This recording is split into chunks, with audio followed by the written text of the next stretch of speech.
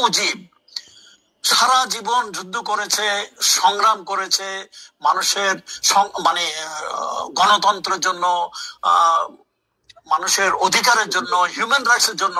আর তিনি ক্ষমতায় বসে কিছুদের মধ্যে এগুলো সব পাল্টে গেলে বনে গেলেন বিরাট একজন স্বৈরাচার, অত্যাচারী স্বৈরাচার। এটা আশ্চর্যের ব্যাপার। তো মুজিবের 71 এর আগের মুজিব একরকম, 71 এর পরের মুজিব একরকম। ইভেন 71ও মানে কার্যকলাপ সন্দেহ ছিল। মানে 7ই মার্চের ভাষণ, লোকে বলে বিরাট ভাষণ, অবশ্য আমার কাছে এটা কনফিউজিং। একদিকে উনি 4টা দাবি দাওয়া দেন মানে সামরিক বাহিনীর কাছে, অন্যদিকে বলেন এবারে সংগ্রাম, স্বাধীনতা সংগ্রাম, মুক্তি সংগ্রাম, হেন তেন। এবং আওয়ামী লীগের লোকেরা মনে করে সেটাই হলো স্বাধীনতার ডাক।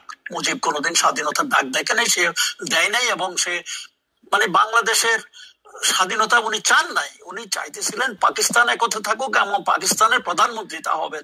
আমি এখানে একটা যে উল্লেখ করি,